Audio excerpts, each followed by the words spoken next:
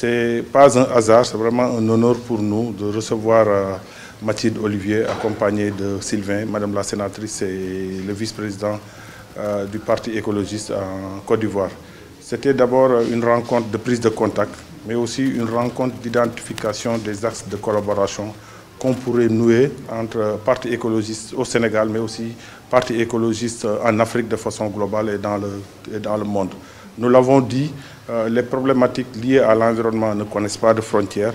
Donc il nous faut une pensée globale pour pouvoir permettre à tout un chacun aussi d'agir au niveau local.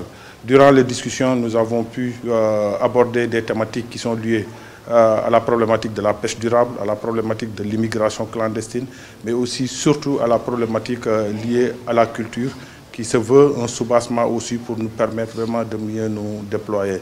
Donc c'était une réunion de prise de contact. Nous remercions beaucoup la sénatrice d'avoir consacré de son temps à venir aussi nous voir ici au niveau du siège de l'ADES. Et dans les perspectives, il y a des axes de collaboration qu'on a pu identifier.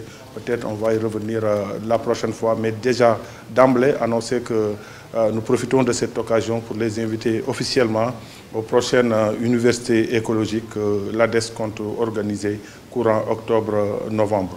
L'autre chose, c'est que les défis environnementaux restent vraiment d'actualité parce que nous savons que c'est des questions qui sont toujours des questions de l'heure dans un contexte de mutation de la vie politique au Sénégal. Donc pourquoi cette ouverture-là nous semble être une ouverture au niveau international très très importante? Parce qu'aujourd'hui, nous pensons que c'est toujours important de travailler sur les synergies, d'identifier ces axes de collaboration, comme je l'ai dit, mais aussi travailler dans le plaidoyer, travailler aussi dans l'éducation environnementale pour permettre de poser au sein du débat public des débats qui sont relativement, qui concernent l'écologie, quitte des questions de changement climatique, quitte des questions de pesticides dans le domaine de l'environnement, dans le domaine de l'agriculture, mais aussi des questions qui sont liées au transport.